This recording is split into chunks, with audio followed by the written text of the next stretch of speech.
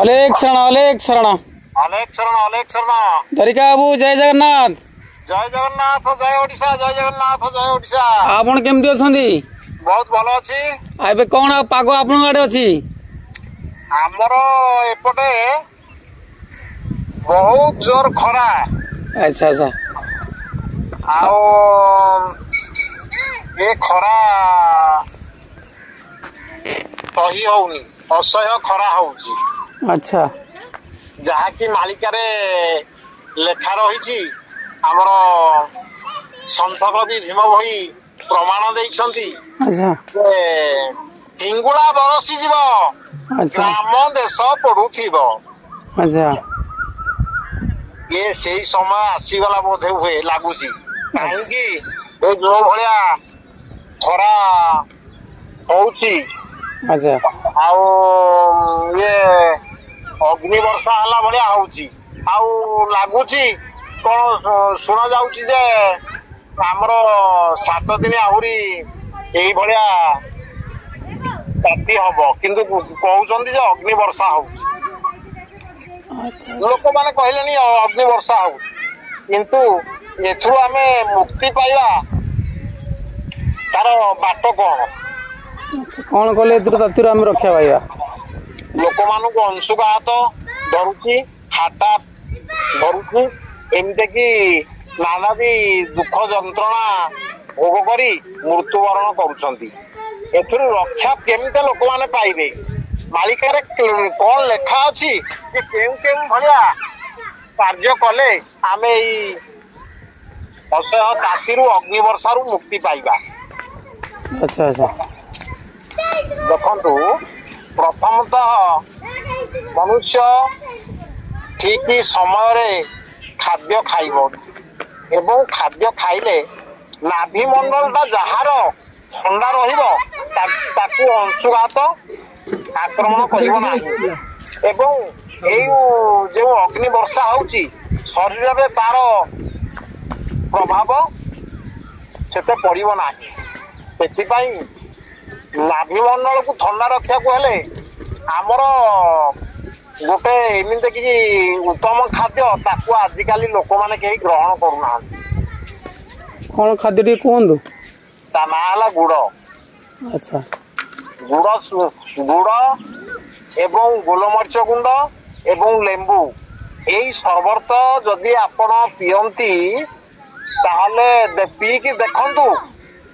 ଏଇ ଅଗ୍ନିବର୍ଷା ସମୟରେ ପିଇକି ଦେଖନ୍ତୁ ଆପଣଙ୍କୁ କେତେ ଆନନ୍ଦ ଦଉଛି ଆଉ ତାର ଉତ୍ତାପ ଆପଣଙ୍କୁ କେତେ ଭେଦ କରୁଛି। ଦେଖନ୍ତୁ, ଦେଖିଲେ ସିନା ପରୀକ୍ଷା କଲେ ଆପଣ ଜାଣିବେ। ସେମିତି ମାଳିକାରେ ଅନେକ ଜିନିଷ ରହିଛି।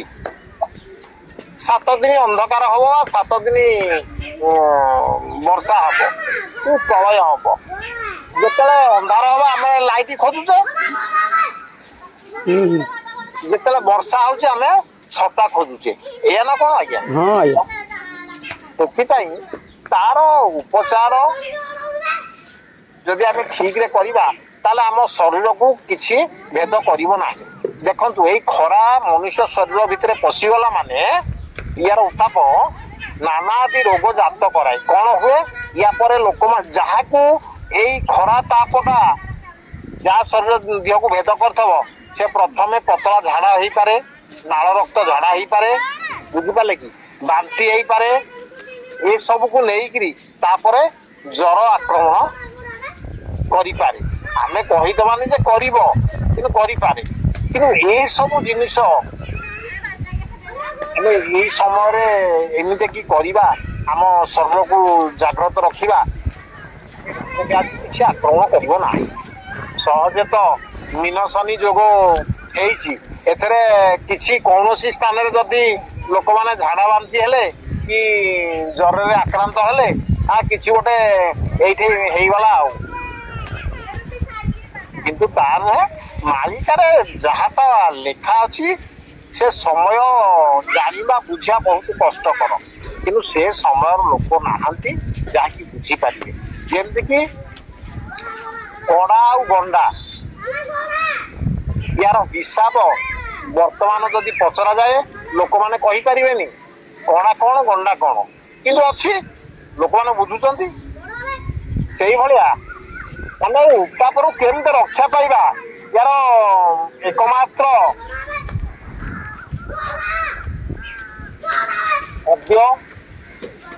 जो मान समस्त आम कहूचु जे खरा समय बर्तमान अग्नि वर्षा होची आपण माने कहीं मद खातु नहीं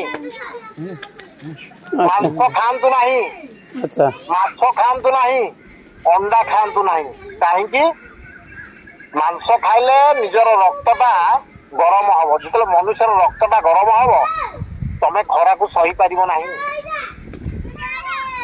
अच्छा जोड़े जिनस आम शरीर थाई गोटे है चर्बी गोटे है रक्त ये दीटा जिनस गरम हो जाए ये मनुष्य शरीर भितर जो हाड़ रसटा अच्छी सेटा गरम हेले सरीगला कथा लोक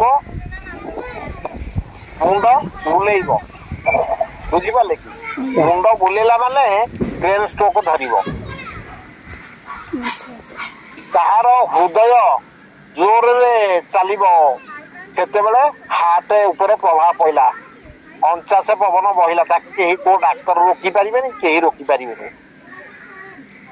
अच्छा देखिए आया आया जेते पेट टाणिला गैस्ट्रिक धरला माने गैस तैयारी हला सेठो काहाको धरी पारे पैरालिसिस कार किडनी की धरी पारे ताहार लिवर को धरी पारे ये सब जिनस नहीं अनेक रोग आसो ये रोग को आम तैयारी करुचे तो लास्ट रे कहूचे कौन आम भाग्य था ना आम रोग को निमंत्रण करके डाकुचे आसे से मद मांस कई खातु ना कौन निशा द्रव्य खातु ना जो माने निशा द्रव्य खाऊंगी से माने टली पड़े से गुरुजन मान को भक्ति करंतु एवं कौन प्रकार मादक द्रव्य खरा समय रे खातु ना। आउ गोटे जिनस है दही पखाल जिते परिमाण रे आपण माने दही पखाल खातु रक्षा पाई पारे। निश्चित भाव खूब सुंदर भाव आप तो कहले आज्ञा जो आकाश रो अग्नि वर्षा होची आहरी 7 दिन भी वर्षा हम आज्ञा तो निश्चित भाव आम दर्शक मान जो मैंने शुणुवे आपंकर ये सूचना टी आज्ञा निहाती भल लगी जदि भल लगी गोटे कमेंट भी करेंगे आज्ञा आउ सांगसाथी मान शेयर करेंगे तो निश्चित भाव पुणी आउ गोटे नुआ भिडियो आम देखा आज्ञा तो बाणी के विराम दवा आज्ञा कहवा जय जगन्नाथ अलेख शरण जय जगन्नाथ जय जय जगन्नाथ जय जगन्नाथ जय जगन्नाथ अलेख शरण अलेख शरण अलेख शरण अलेख शरण।